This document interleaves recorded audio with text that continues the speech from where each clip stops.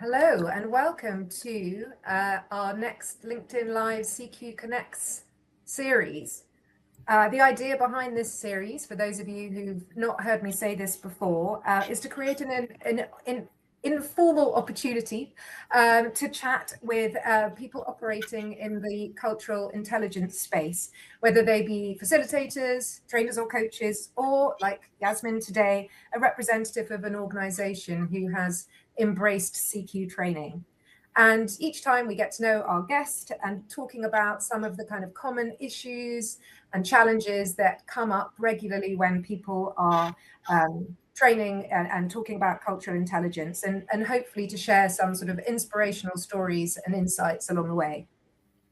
Today, we're going to be talking about what makes a successful CQ pilot program, meaning how do you first launch CQ within an organization and make a success of those initial workshops, which can so often be the make or break as to whether your training program will continue. For those who don't know me, I'm Polly Collingridge and a CQ certified facilitator and general manager of the Cultural Intelligence Center. We're a global training and consulting agency headquartered in the US. Founded in 2004 by leading academics, we've spent over 2 decades now at the forefront of research and training in CQ. And our mission has always been to empower individuals and organizations to thrive in an increasingly diverse world. The CQ model has been cited in over 1,000 peer-reviewed studies, and our clients come from a variety of sectors, such as the NHS, leading universities, and multinational corporate enterprises. We're about helping those clients and others to improve communication, reduce conflict, and effectively build more inclusive workplaces by harnessing the potential of their diverse perspectives, rather than being slowed down by them. Cultural intelligence is one of those terms used often in exchange with cultural awareness, cultural sensitivity, but at the CQ Center for us, cultural intelligence refers to a specific, measurable, academically proven skill, which is the ability to relate more effectively across cultural backgrounds. It's distinct from emotional intelligence and personality attributes, and everybody can develop it. So it's based around 4 main capabilities, not just your knowledge about cultures, but also your motivation to bridge intercultural differences, your ability to plan ahead for and reflect on intercultural interactions, and ultimately your ability to adapt your behavior accordingly. Culture, final word, culture is a broad term, so we're not just talking about nationality. We might also be talking about protected characteristics, but essentially also organizational or professional cultural differences. So that's enough for me. Yasmin, thank you for joining us today. Delighted to introduce Yasmin Mahmood, Head of ED&I and Culture Change at the newly created Thames Valley Integrated Care Board. Yasmin, do you want to just say a few more words about yourself first and foremost, why you're here? Yeah, thank you so much, Polly, for a lovely introduction. Just to reiterate, I'm Yasmin Mahmood. I'm the Head of Equality, Diversity and Inclusion and Culture Change here at Thames Valley ICB. Thames Valley ICB, and I was also employed by its precursor, which was Buckinghamshire, Oxfordshire and Berkshire West ICB, which recently joined with Frimley Healthcare to form the new Thames Valley ICB.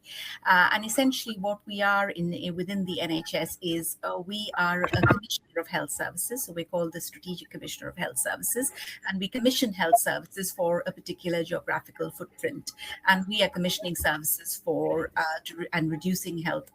Our aim is to eventually reduce health inequalities and improved access to services and health outcomes for all people within this Thames Valley sub-region, which is part of the southeastern region of England.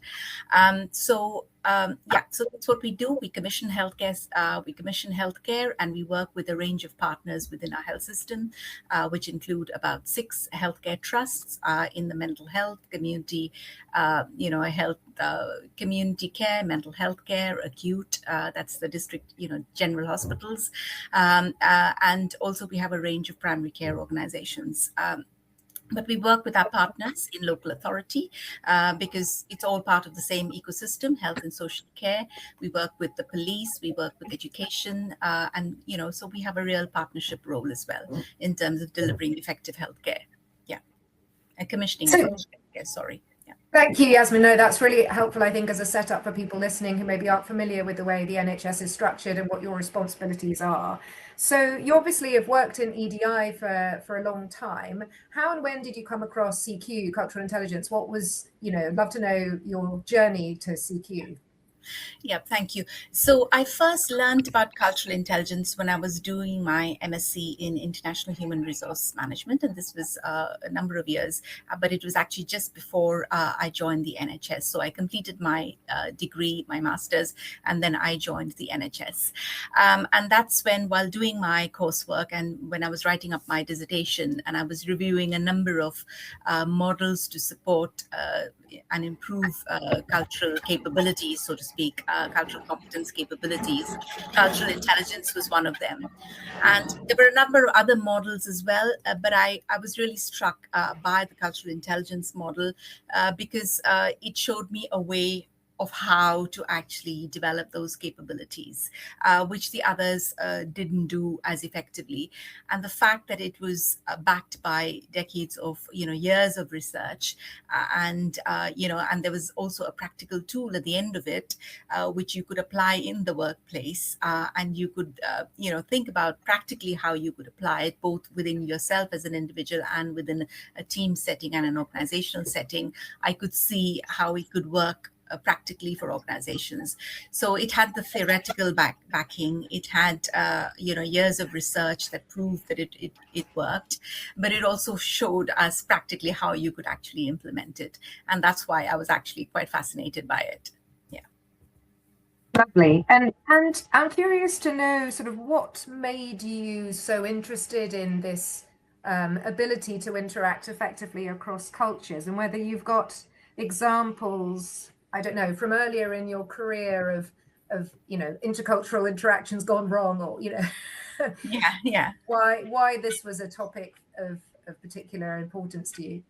Yes, because I could see, working in the NHS, annually we do the NHS staff survey.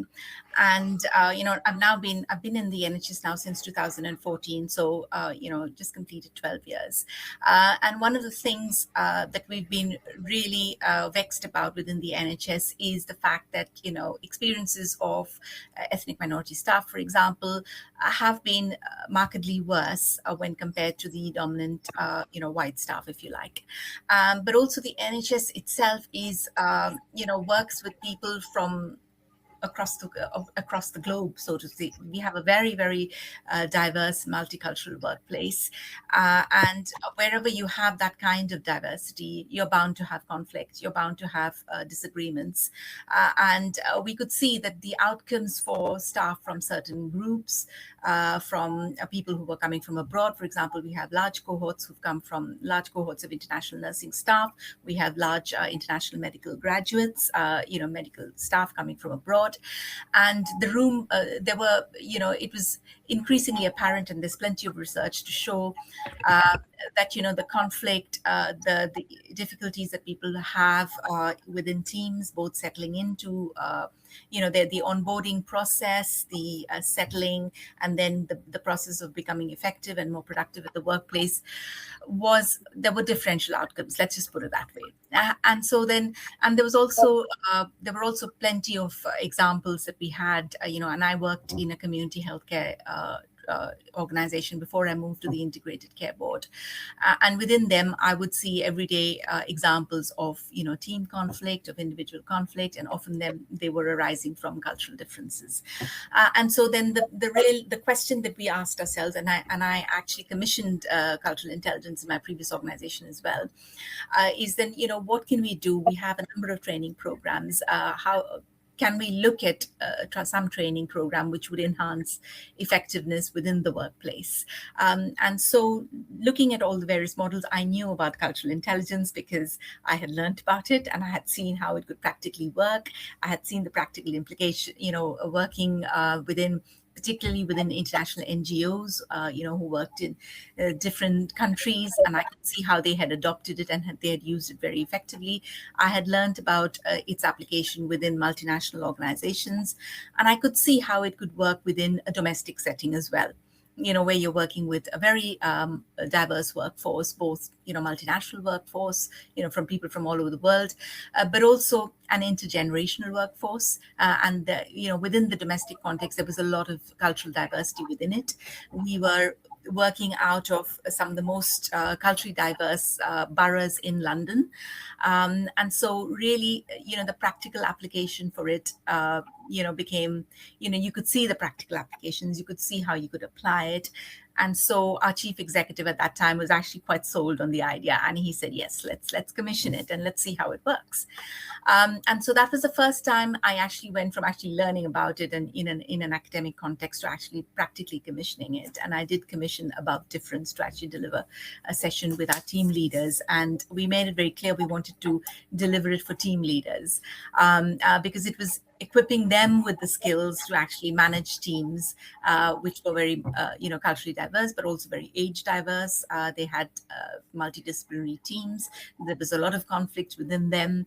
And then let's see how we could use cultural intelligence as a way of helping them, manage all the conflict and the ambiguity that they were increasingly having to work with.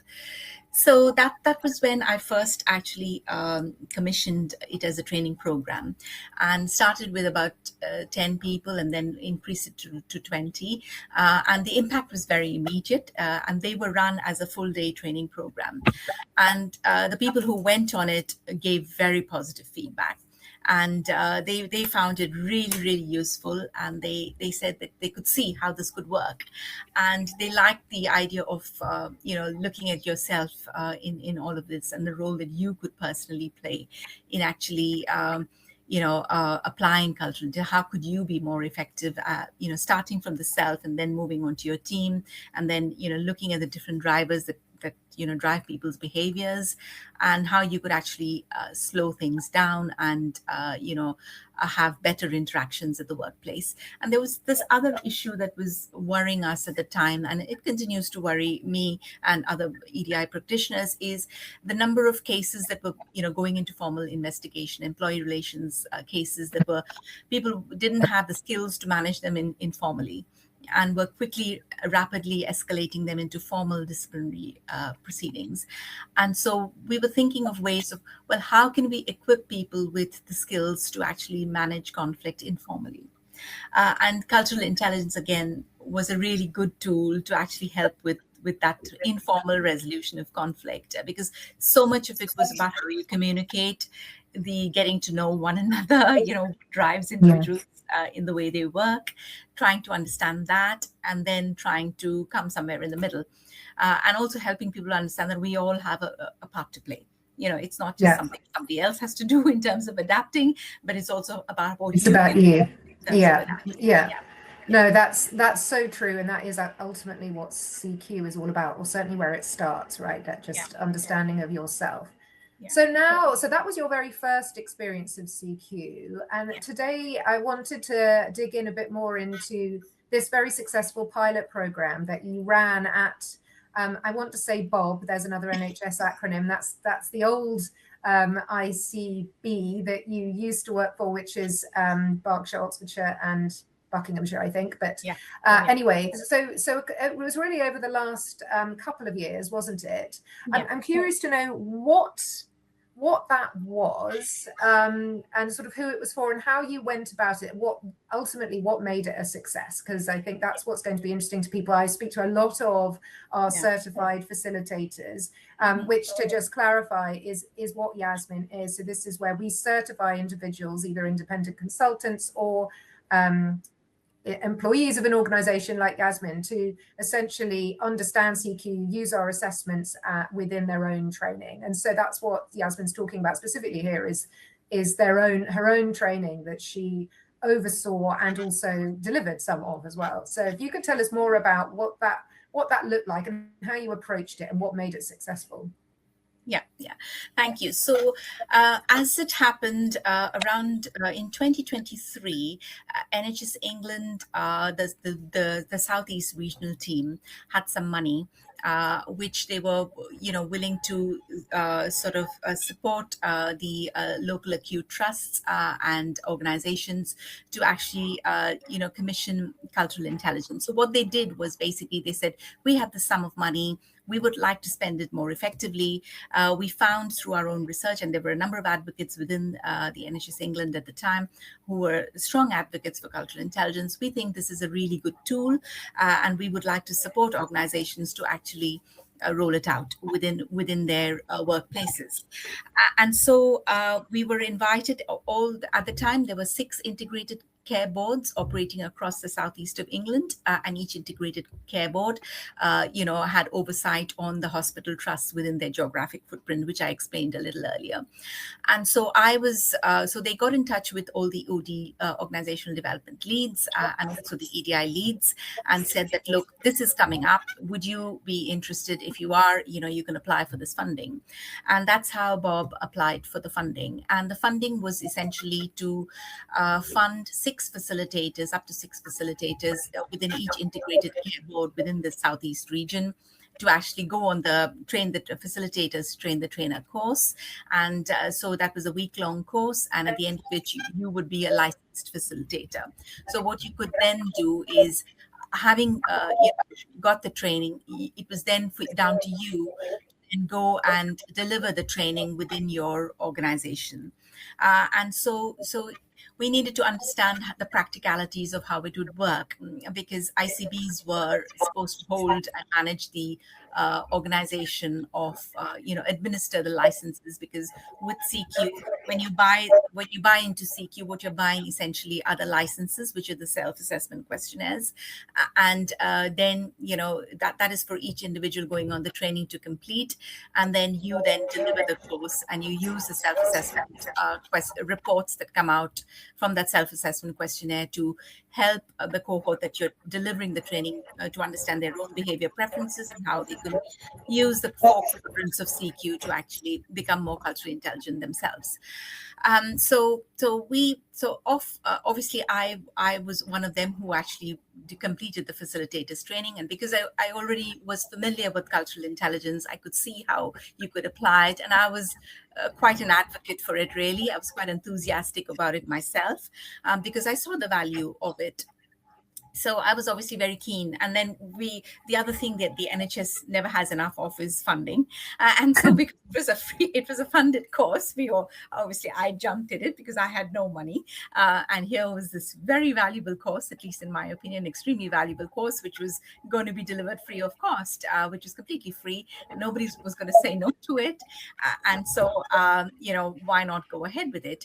And so what I did then was I worked with my then line manager to actually, we had a chief people officers forum for our sub-region, which met every week, I think, at the time.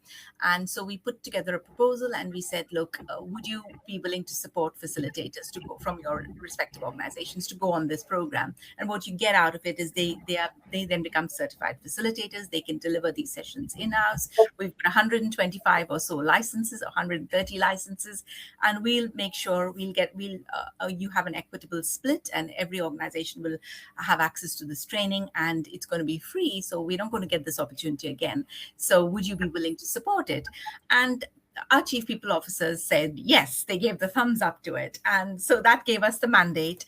And then what I then did very quickly was because I already had a network at the time, I asked them to recruit facilitators from their respective organizations. So delegated that decision to them. They found the facilitators, and then once we had our team of about 6, we went on the program and we did the training. But that was actually the easy part. The more complex part of it was the actual implementation of it. So, and this is when I had to think through very carefully, because it was structured in such a way that ICBs would hold the licenses and would have manage the process through the CQ portal, and I had the administration rights for it. But then how would this practically work, and how could we start actually delivering? And this is where, because I had this pre-existing relationship with our facilitators, we decided, let us form a community of practice ourselves, and let us think about how we could make it go live. And so what we did was we said, let's first start to test it. And we identified facilitators who were willing to test it out within their organization.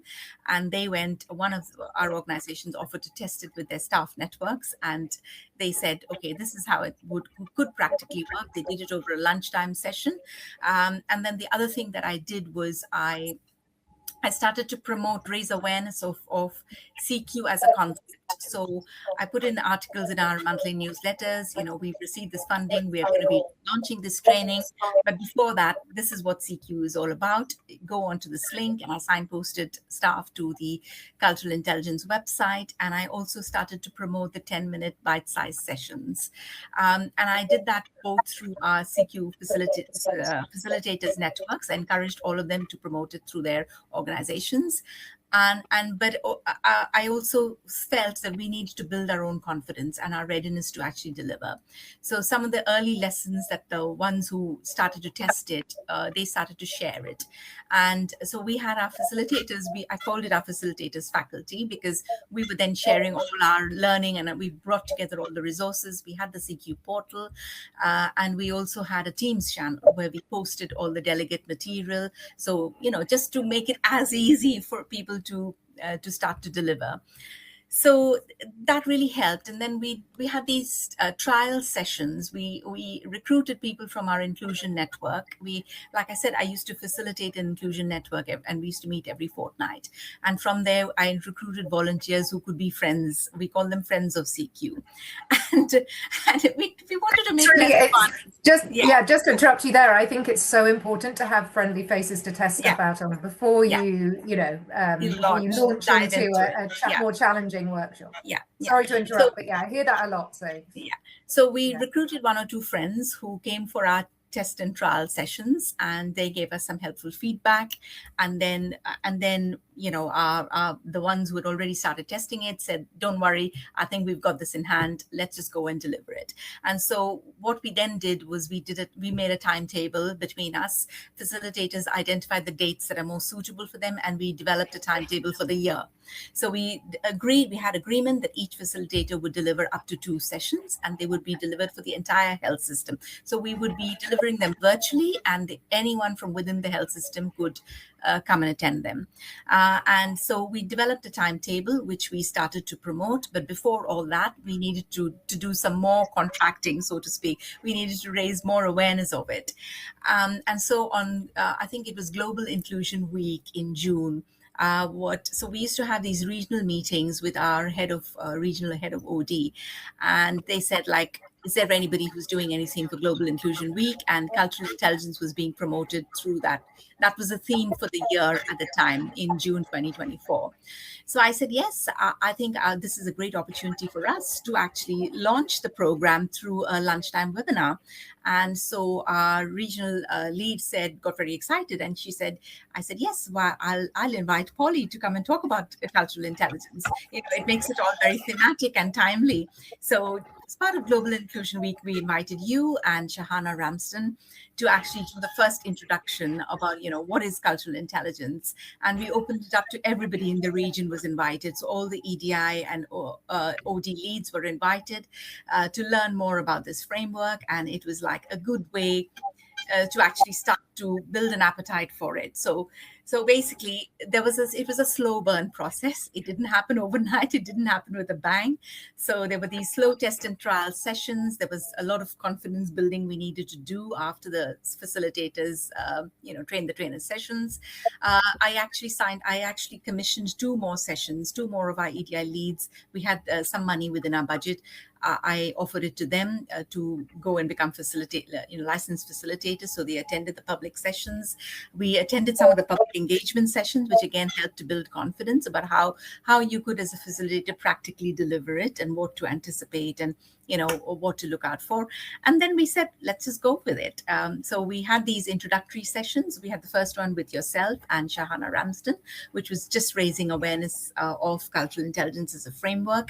Shahana brought her own personal insight into it, how important that she's also an associate, fellow of the Cultural Intelligence Center. So She's a CQ fellow, yeah. Yeah, she's a CQ fellow, and so she was, she obviously was a strong advocate for it, and she was able to bring her own personal insight, how she applied it, why she found it so valuable, etc.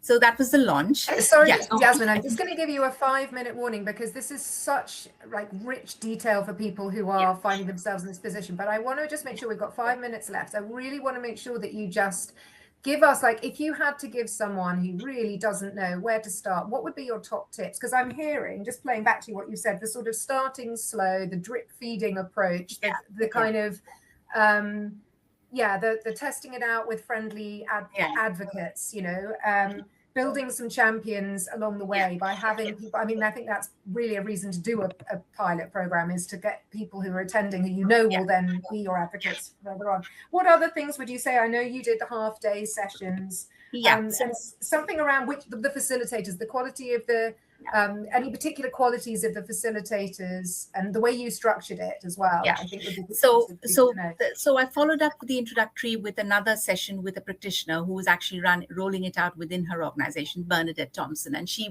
could give us a practitioner's point of view. That again proved really, really helpful. And thereafter it became plain sailing, because having a timetable was really helpful. Two, at the time of launching, I had the support of a part-time administrator, which was really, really helpful, because I think all the facilitators valued their support because they were still finding their way around the portal and understanding the logistics behind it. But that's the other thing, just getting your head around how the portal works, the administrative side of it. It takes a bit of time. Once you get used to it, it's quite easy. It's quite user-friendly, but you need to understand how it works. So I would actively recommend immediately go into the portal, find out how it works, check and challenge with its CQ center if you need any additional input, and then test it. Just go ahead and test it. So have a tester session and then go live with it, because until you actually go live with it, you won't know how it actually works. And then the other thing, pre-warning I would give to anyone or looking to roll out these sessions is, when you schedule your sessions, always give a 1 week window before the training session as the closing date for putting in registering interest, because you need to chase up with candidates, delegates, to actually complete their questionnaire, their report, the self-assessment. They've got to do it because they need to bring that with them to the training session. And often this was a thing that often didn't happen. People didn't complete their questionnaire, but they were registered to go on to it. And then they found when they came for the training that they hadn't done it, or they had done it, but they didn't have their report. And time was wasted in that. So that's completely. This is music to my ears, because we run training ourselves, so we know our kind of events and logistics team would 100% agree with you. So we've only got 2 minutes left, and I'd love to know, now that you've run this pilot program, I know that you were very pleased with the results, that people have felt, you've had amazing positive feedback in your surveys about how much it's helped them in terms of their awareness about cultural differences and how they might actually implement what they've learned into their daily lives. What's next, I suppose, for you? Yeah. And so what next is, so like I said, we offered the training over 2 years. So the first, session was first program ran live from between 24 to 25. We had 67 people who went on to it, and the remaining of the 121 who completed it was in year 2. And so what I would say was, at the end of it, we obviously got some very helpful feedback, and people have asked us to run it again. But we don't have finite resources. We have finite resources. So we're looking at running bite-sized sessions. So 1 hour sessions, but what we're doing is we are applying the CQ. We have a new program that's coming up, which is called the Mirror Board program, which is essentially a talent development program for people looking to progress, into more senior roles. And CQ is one of the modules that we will offer as part of the development sessions for that program. So that is definite. And the other thing that I'm wanting to do is start to look at the leadership competencies that we are going to be asking people. We've got a new leadership and management development framework. It's recently been launched in the NHS. So I will try to look at how we can cultural intelligence can feature into the leadership competencies we want to see in the new leadership that's going to emerge. So I will start to look at how we can cleverly build that into a leadership competency framework. So the Deloitte 6 traits of an inclusive leader is very useful because CQ features in that. CQ is one of the 6 traits. And I'm thinking I can apply that model within our leadership competency framework. That would be so exciting, because I think we've come to the end of our time now, but I just wanted to end on the note that I do think what your experience has shown and what you're saying is that you might start off with CQ thinking about its application in an ED&I context, and then come to realize that actually, when it comes to inclusive leadership and other organizational development initiatives, it can be that sort of thread that runs through. And it's exciting to hear that you're thinking of incorporating CQ into your kind of official leadership competencies framework going forward. So all I can do is thank you so much, Yasmin, for sharing everything. And I'm looking forward to hearing more, because I really loved working with you and all of your enthusiasm. And, there were many other facilitators who were certified at the same time as you, and you've just blazed a trail for them. So thank you so much. Yes, thank you so much. Thanks everybody. If you're interested in connecting with Yasmin, how can they contact you? Through LinkedIn? Is that the best way? Perhaps through... Yeah, they can contact me through LinkedIn. That's a good way. And, I get alerts from LinkedIn every day. So I should be able to respond. That's a great way forward. Or they could contact you and, through you contact me. Absolutely. Yeah, absolutely. Yeah. All right. Well, thanks for listening, everyone. Thank you.